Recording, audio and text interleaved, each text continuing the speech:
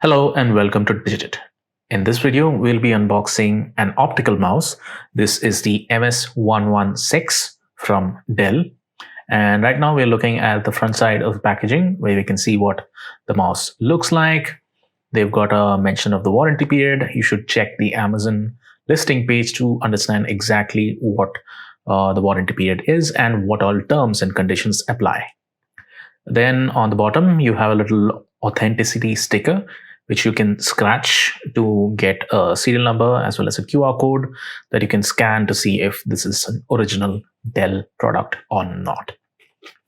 On the side, you have the manufacturer's contact information as well as pricing details. On the other side, you have some specifications, namely the model number, which is MS116. Then this uses DC 5 volts, 100 milliampere power requirements. That's the power requirement of the mouse, which is the same for most USB 2.0 devices.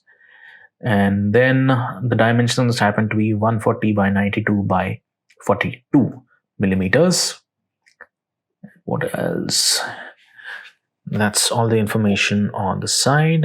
On the rear, you can see not much information aside from the DPI. So the mouse has a maximum DPI of 1000 and it uses an optical sensor.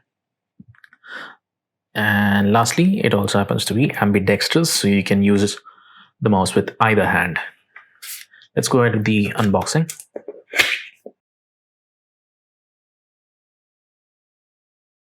So the documentation is pertaining to safety, environmental, and regulatory information. You should always read through this to get a better understanding of the product and how it was manufactured.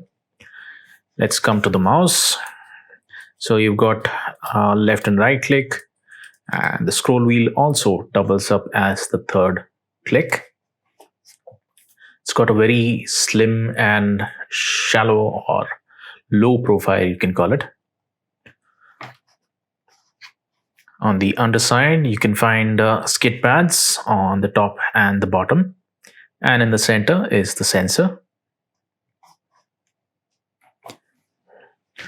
This thing uses a USB Type A interface, which is the normal USB connector, And the cable is quite long, so standard is usually 1.5 to 1.8 meters, and this seems to be right about the same. So that's it for the unboxing of the Dell MS116 optical mouse. Thank you for watching.